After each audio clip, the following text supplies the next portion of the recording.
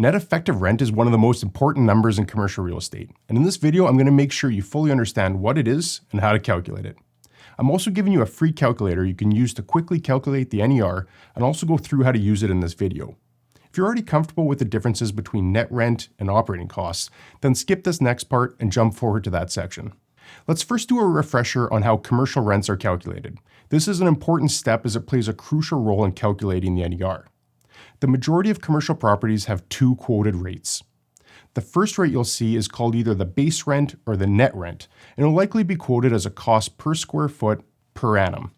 So quick example, if a property is 10,000 square feet and the net rental rate is $10 per square foot, then the net rent will be calculated as follows. 10,000 square feet times $10 per square foot equals $100,000 in yearly rent. If you want to get the monthly amount, simply divide this by 12. Now, in addition to the base rent, tenants will be responsible for their proportionate share of the operating cost of the building. For industrial properties, this typically includes property taxes, building insurance, common area maintenance, and management fees. Most industrial properties have separate utilities paid directly by the tenant, but for office or retail properties, some or all of the utilities might be included in this proportionate share. You might already have a solid understanding of how this works, but I want to make sure this really sinks in. Let's say there's a 40,000 square foot building, which is broken down into four 10,000 square foot bays. Let's say the owner or property manager estimates the following expenses for the upcoming year. Property taxes, $100,000, building insurance, $10,000, common area maintenance, $25,000, property management fees, $25,000. So the total estimated operating costs will be $160,000. Since each tenant occupies 25% of the building, they'll be responsible for 25% of these costs. So if we multiply $160,000 by 0.25, each tenant's contribution will be $40,000. If we divide this number by their size of 10,000 square feet, the operating cost, which is sometimes called additional rent, will be $4 per square foot. Adding base rent and the operating costs is often referred to as gross rent, which I'll touch on more when we get to the calculator. One more important note, these numbers are estimates based on what the owner or property manager expects these costs to be over the upcoming year. But once all the bills are reconciled, it may result in a shortage or an overage in the amount collected. If this is the case, the tenant will be invoiced for the balance or receive a refund. If there's one mistake I see new brokers or companies make more often than anything else, it's not fully understanding how this process works. We can now move on to talk about net effective rent, or NER. The calculation is very important as it takes into account the concessions that a landlord would offer to a tenant. This could include free base rent, free gross rent, which is again the base rent and the operating costs, and it might also include any tenant improvement allowances. A landlord may also want to include any leasing commissions or any other financial incentives offered to the tenant, such as paying for moving costs. Taking all this into account, let's jump over to a spreadsheet, which you can access in the description below.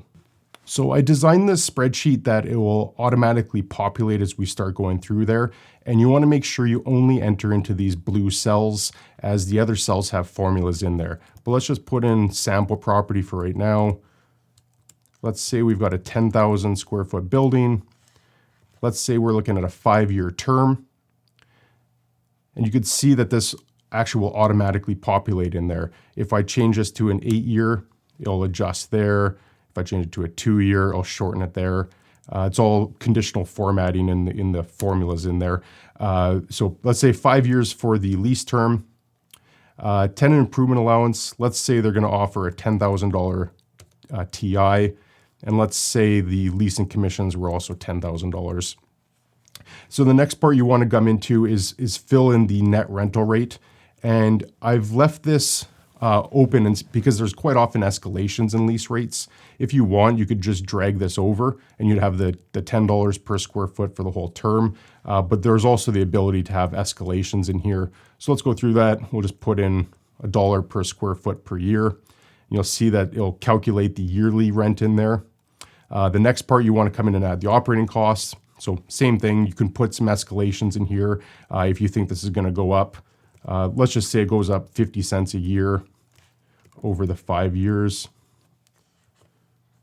And again, you'll see that it's calculated. The reason that I broke this down into have net rent and the additional rent in here is that quite often a landlord will offer either free net rent or free gross rent.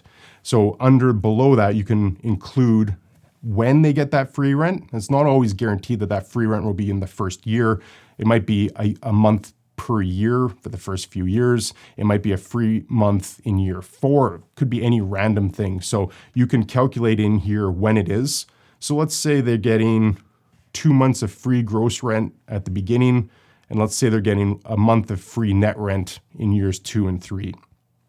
You'll see this will automatically do the calculations in here. And then it'll also calculate what the annual net effective rent that the landlord's getting. And then it'll also spit out what the net effective rate is, which is the rent that they'll be collecting on a per square foot basis.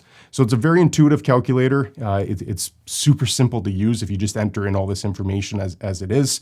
And then you can actually calculate what the net effective rent is to show what the landlord's actually going to be receiving versus the contract rent that will be on the lease itself. So it's a very useful tool. Hope you get some value from using this. I've actually added to a workbook I did on another video, which includes an industrial property checklist, rent roll, and mortgage calculator. I'm planning on continuously adding to this workbook as well, as I genuinely want to provide as much value as I can with this channel. Thanks for watching. Catch you in the next video.